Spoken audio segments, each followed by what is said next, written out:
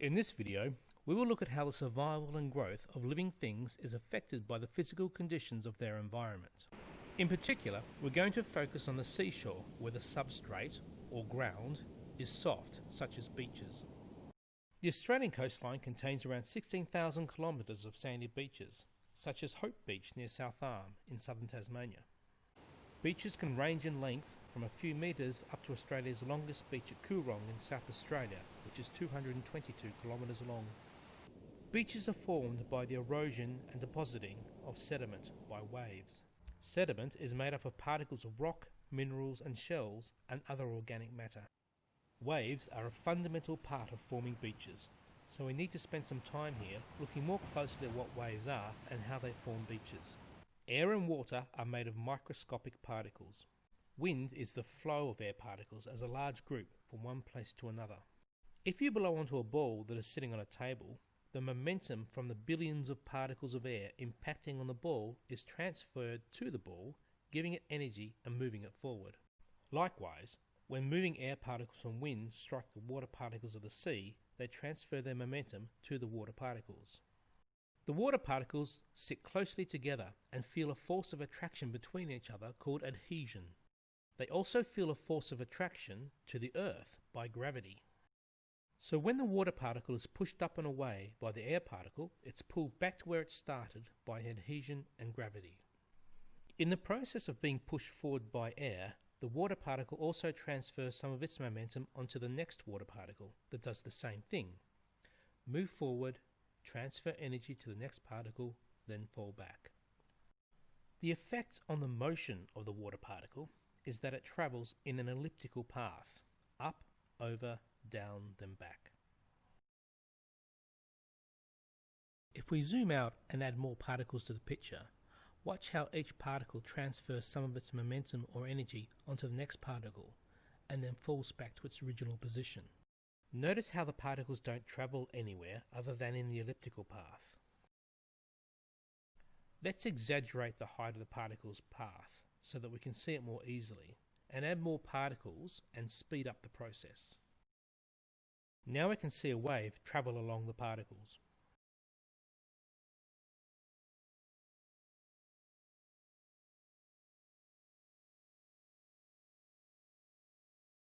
Now let's add more particles to the model to represent various depths in the ocean. Notice that as we go deeper, the height of the particle's ellipse decreases until we get to a depth at which there is no movement of water. This is called the wave base.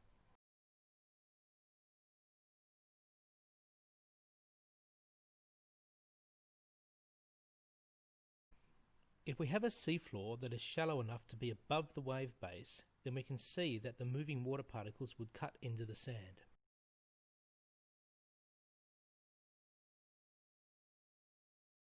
This is how ripple marks are formed, and how sediment can be picked up from the seafloor to be washed onto beaches.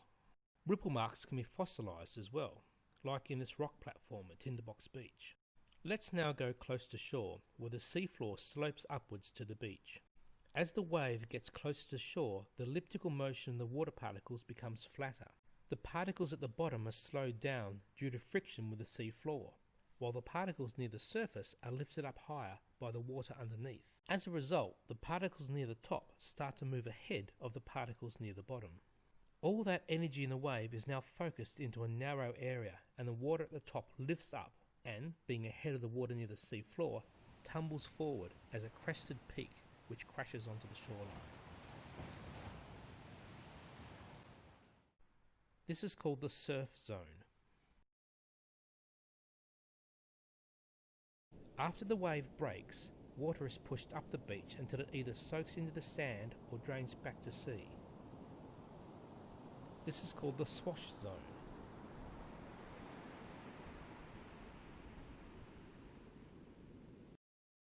The top of the swash zone moves up and down the beach throughout the day because of the changing tides. The area between high and low tide mark is called the beach face. At the highest tide of the day, the swash zone will push organic matter such as seaweed up to this level. As the tide goes out, this material is left behind as a line across the top of the beach face and is called the rack zone. Below the beach face, in many beaches you might find a sudden drop into slightly deeper water, and this is called the channel. The seafloor then rises again to form a bar before sloping away to the sea. The bar and the channel don't always run perfectly parallel to the beach. In some places the channel can be wider and the bar narrow. As the swash drains back down the beach and out to sea, it flows along the channel and out through the narrow parts of the bar. This can create a strong current called a rip, which is visible here by the sand. Above the high tide mark, wind and waves push sand up into a flat dry area called the berm.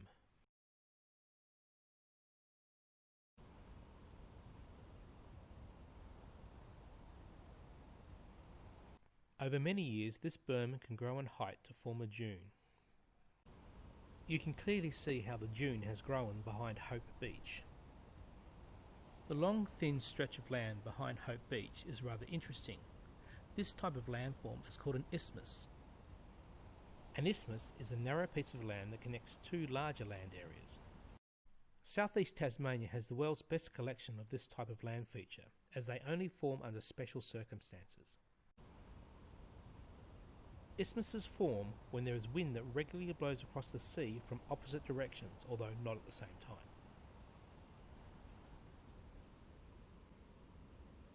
This is what South Arm probably would have looked like about 10,000 years ago, a group of small islands. Now, wind in Tasmania regularly blows from the west. During summer, the direction also tends to be from the northwest. Also, during warm to hot summer days, the sun heats the land, which then warms the air sitting over the top of it. This warm air rises, drawing in cool air from the sea, so by the afternoon, a fresh sea breeze comes from the south and around from the east.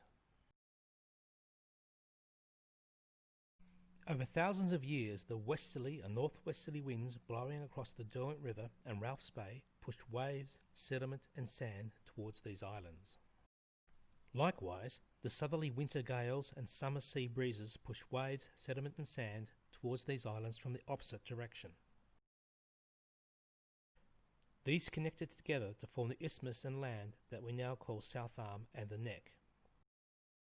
We now have two beaches on the Neck separated by less than 200 metres with two very different physical conditions. To the south we have Hope Beach with its high wave energy thanks to its exposure to the southerly gales and sea breezes, and Ralphs Bay to the north that is protected from winds coming from the west, south and east. Ralphs Bay has a very flat shallow sea floor with low wave energy that laps gently on the shore. Let's look at the sediment from these beaches under the microscope. Can you tell which sample came from which beach? With low wave energy, the grains don't rub together as much, so they tend to be rougher, and the sediment tends to be finer because the waves don't have the energy to pick up large sand grains, so these sand grains are from Ralphs Bay.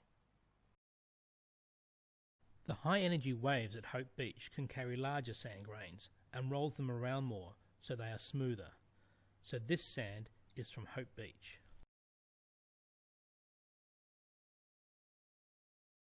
The different physical conditions between these two beaches translates to different collections of life forms.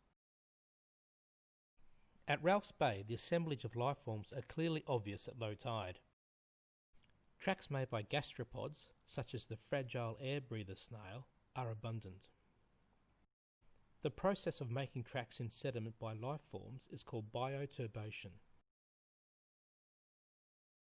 It's common to find bioturbation tracks fossilised in rocks, even though the soft body animal has not been preserved, such as in these rocks at Blackman's Bay.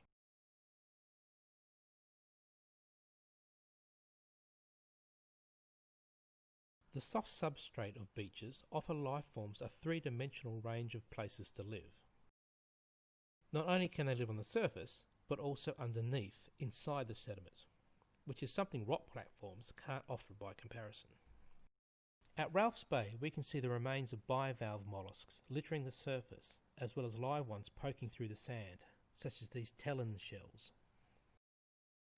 There are numerous birds foraging for food, such as oyster catchers. Their beaks are adapted for poking into the sediment to pull out prey items such as bivalves, gastropods and worms. Mixed in with the sediment are fine particles of organic matter made up from the remains of dead plankton, material washed off the land, animal feces and bits of seaweed. This detritus provides a rich source of food for the bivalves, gastropods and crustaceans like these pebble crabs and soldier crabs. Soldier crabs are a species well adapted for walking and burrowing, so they live in sheltered shores. They scoop up the sediment and suck the detritus off the sand grains. Being air breathers, they escape the incoming tides and predators by burrowing into the sediment.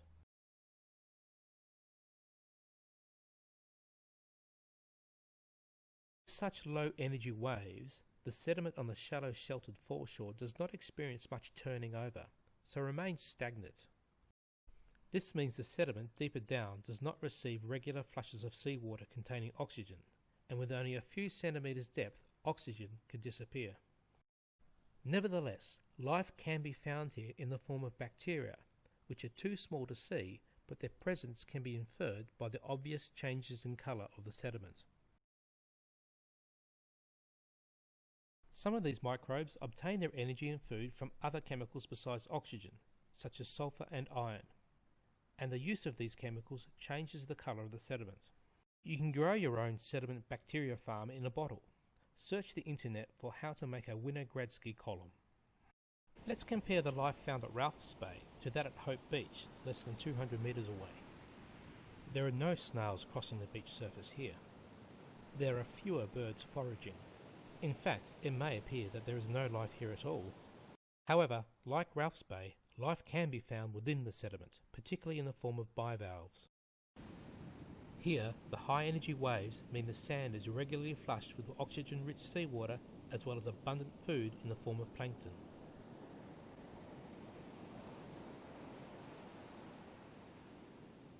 Worms are also common in high energy beaches, but are well hidden under the sand.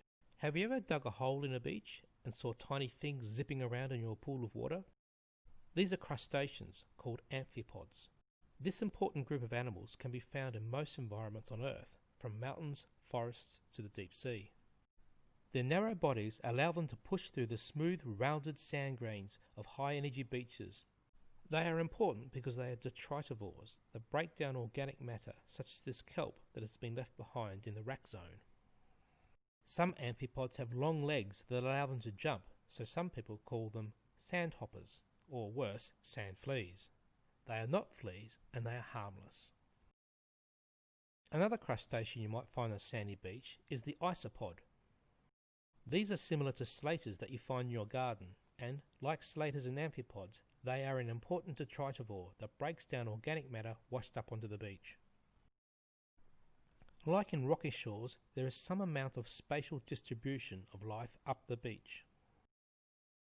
The lower areas of the beach face, that are usually quite wet, are dominated by worms and bivalve mollusks. Across the middle of the beach face, you're more likely to find amphipods, and the upper beach face, you are more likely to find isopods. That concludes our brief summary of sandy foreshore habitats. We have a companion video to this one about the rocky foreshore that is worth watching as a comparison.